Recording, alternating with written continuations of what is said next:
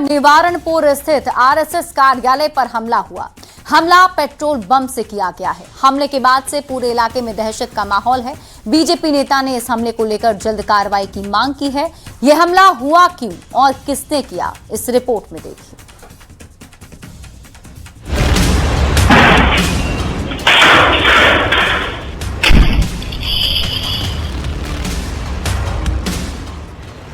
मुंह पर कपड़ा, हाथों में जलती पेट्रोल की बोतल और जोरदार धमाके की आवाज।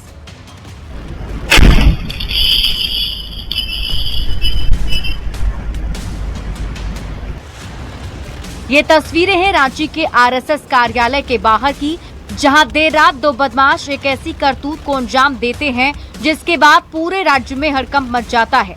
सीसीटीवी में कैद इन तस्वीरों को देखिए। ये दो बदमाश भागते हुए आरएसएस कार्यालय के बाहर आते हैं, फिर कुछ देर रुककर इधर उधर देखते हैं और फिर पेट्रोल से भरी एक बोतल में आग लगाकर वहां से फरार हो जाते हैं।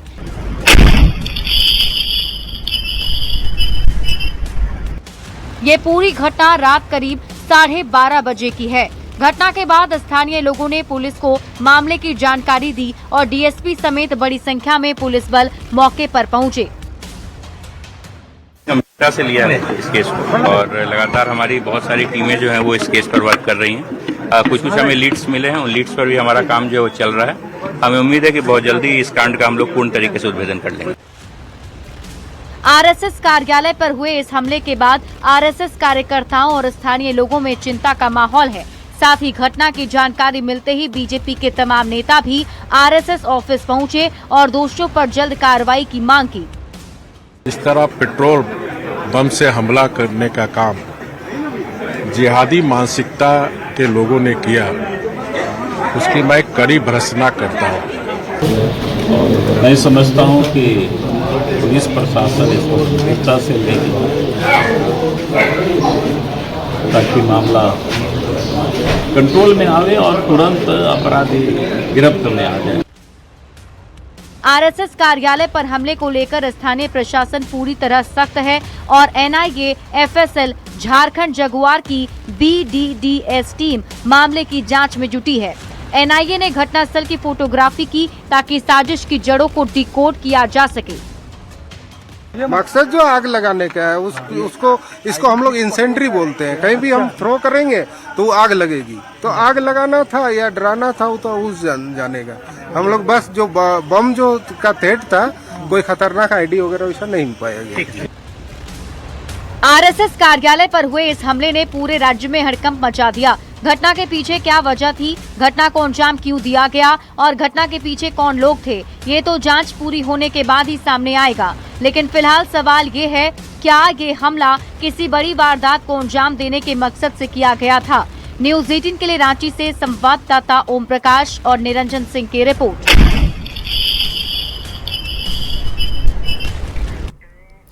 राज्यसभा चुनाव को लेकर झारखंड में सियासत तेज है। एनडीए ने अपने सभी विधायकों को रेडिसन ब्लू में शिफ्ट कर दिया है, तो वहीं सीएम आवास पर महागठबंधन के विधायकों का डिनर आयोजित किया गया है। इन सभी के बीच जेएमएम के एक पोस्ट ने सियासत को और ज्यादा बढ़ा दिया है। ये रिपोर्ट देखिए। सभा की तैयारी, कौन मारेगा बाजी? रेडिसन में एनडीए, सीएम हाउस में भोज। राज्यसभा के रण में तेज हुई खोज।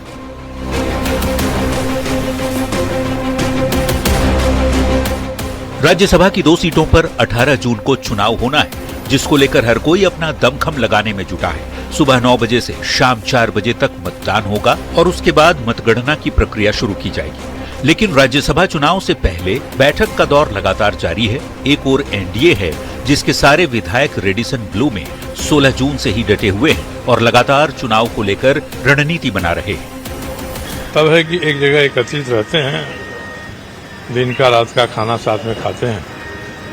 कल भी सुबह जलपान करेंगे और वहां जाएंगे, तो सबकी हाजिरी एक साथ रहे, सबको खोजना नहीं पड़े। एनडीए की इस होटल पॉलिटिक्स को लेकर सियासत भी तेज है। महागठबंधन के नेता लगातार बीजेपी पर हमला बोल रहे हैं और इसे बीजेपी का डर बता रहे हैं। भारतीय जनता पार्टी को आखिर किसका डर सता रहा है? पूरे देश में जोड़ तोड़ की राजनीति करने वाली भारतीय जनता पार्टी को आखिर जवाब देना चाहिए। झारखंड की जनता जवाब मांग रही है कि देश में सरकारें बनाने, विधायकों की खरीद फरोख्त, सांसदों की खरीद फरोख्त करने वाली एक पार्टी जो अपने आप को विश्व की सबसे बड़ी पार्टी कहती है, आज डर के मारे अपने विधायकों को राजधानी के ही होटल में लेकर और दुबके हुए हैं। सिपाही है, राष्ट्रीय जनता दल के सिपाही है। हम लोग गद्दारी आप सीखे ही नहीं कभी। 26 साल का इतिहास को उल्टा के ले लीजिए। जहां एक ओर एनडीए के विधायक होटल में रणनीति बना रहे हैं, तो वहीं महागठबंधन के नेता भी लगातार लंच और डिनर का आयोजन कर अपने विधायकों के साथ मॉक ड्रिल कर रहे हैं। 16 जून को भी सीएम आवास पर सभी महागठबंधन के विधायकों की डिनर पार्टी हुई थी और मॉक ड्रिल के जरिए विधायकों को प्रशिक्षित किया गया। वहीं 17 जून को भी सीएम आवास पर डिनर का आयोजन है। सारा तैयारी तो आते वक्त बता ही दिए। हम लोग सब अस्वस्थ हैं और 56 के 56 एकजुट हैं। आप लोगों ने इलेक्शन एजेंट भी बनाया, खुद आप भी चुके हैं। हाँ। कौन कौन होगा, क्या क्या है? ये देखिए, हम हैं इलेक्शन एजेंट।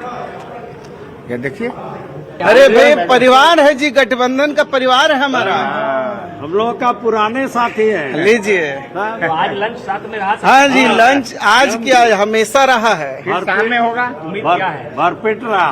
पूरी तरीके से इंटैक्ट है। मुख्यमंत्री जी के नेतृत्व में दोनों गठबंधन की सीट बहुत आसानी से और 56 से ज्यादा संख्या में जीतेंगे।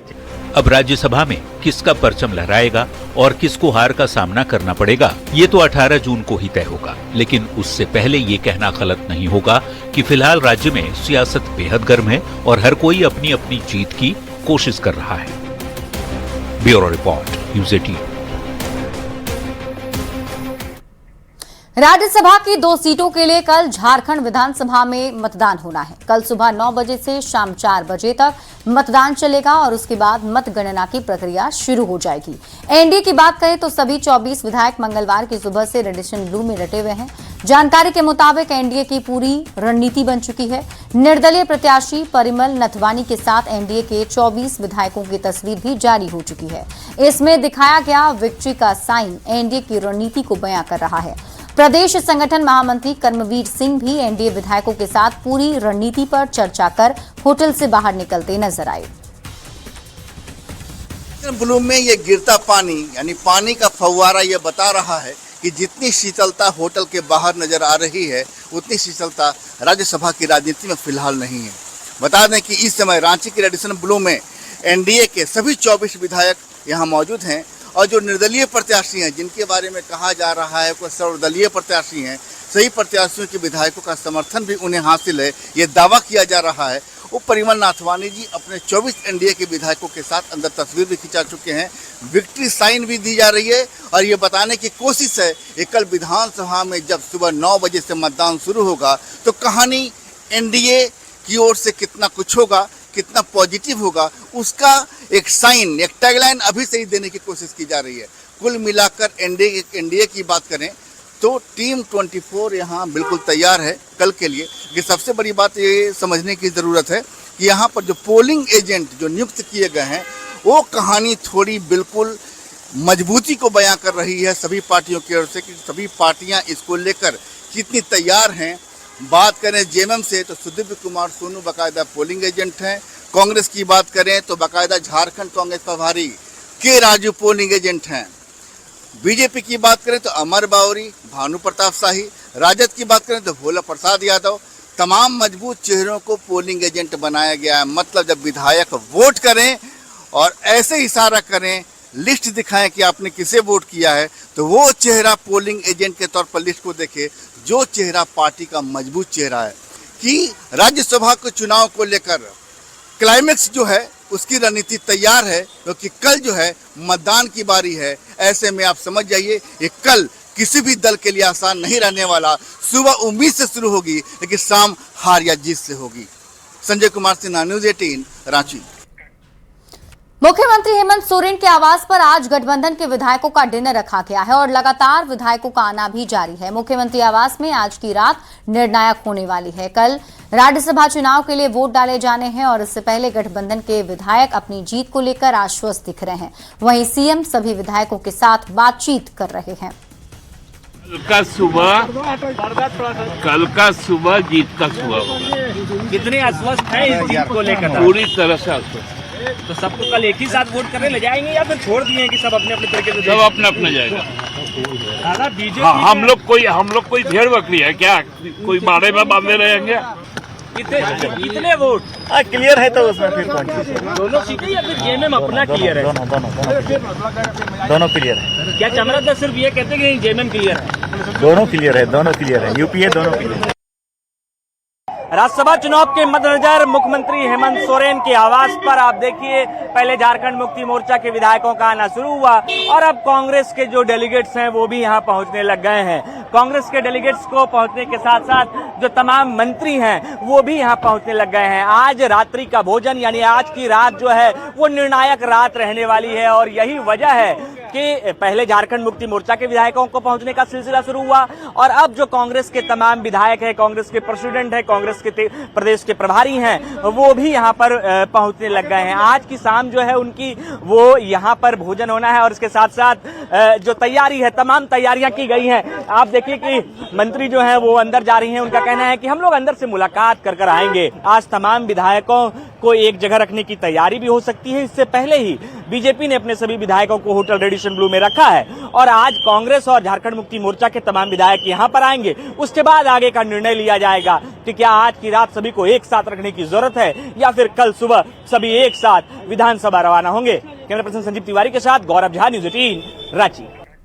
झारखंड में 11 नए उत्पादों को जीआई टैग मिला है, जिसके बाद अब राज्य के कुल 12 उत्पादों को जीआई टैग मिल चुका है और इसे लेकर सीएम हेमंत सोरेन ने सोशल साइट एक्स पर पोस्ट भी किया और लिखा, साल 2019 में सिर्फ एक उत्पाद को जीआई टैग मिला था जो अब बढ़कर 12 हो गया है। यह पूरे राज्य के लिए अत्यंत गौरव का विषय है। जीआई टैग न केवल इन उत्पादों को कानूनी संरक्षण प्रदान करेगा बल्कि उनकी प्रामाणिकता को स्थापित करते हुए राष्ट्रीय एवं अंतर्राष्ट्रीय बाजारों में नई पहचान और बेहतर आर्थिक अवसर भी सुनिश्चित करेगा। चाईबासा से बड़ी खबर मिल रही है। चकधरपुर पुलिस को बड़ी सफलता मिली है। एक व्यक्ति को ब्राउन शुगर के साथ गिरफ्तार किया गया है। बाइक सवार तस्कर को दबोचा गया। पुलिस की टीम ने छापेमारी की है। पुलिस को देखकर तस्कर भागने की कोशिश कर रहा था, लेकिन पुलिस ने पीछा कर आरोपी को पकड़ लिया है। तस्वीरें भी टीवी स्क्रीन पर आपको दिखा रहे हैं, जिसमें आप देखिए पुलिस की टीम को ये बड़ी सफलता मिली है। पुलिस ने पीछा कर आरोपी को गिरफ्तार कर लिया है। पाकुड़ जिला के हिरणपुर थाना क्षेत्र में नशे के अवैध कारोबार के खिलाफ पुलिस ने बड़ी कार्रवाई की है। मादक पदार्थों के एक बड़े नेटवर्क पर धावा बोला गया और पुलिस की इस कार्रवाई से नशे का कारोबार करने वालों के बीच हड़कंप मच गया है। पुलिस ने 1 किलो 672 ग्राम गांजा और 25 ग्राम ब्राउन शुगर बरामद किया। इसके अलावा नशीली पदार्थों की खरीद बिक्री और तौल में इस्तेमाल किए जाने वाले 4 इलेक्ट्रॉनिक तराजू, एक मोटरसाइकिल भी जब्त की है। मादक पदार्थ यहाँ देखने को मिल रहा है। गांजा लगभग 1.5 केजी के आसपास है और ब्राउन शुगर 20-25 ग्राम के आसपास यहाँ पर पाया गया है। कि आशंका कितने दिन से ये कारोबार यहाँ पर चल रही थी, क्या कुछ इसकी गहनता से जांच की जा रही है कि इसमें कौन कौन और सक्रिय व्यक्ति हैं, उनको भी जो हम लोग ट्रेस पर लेंगे।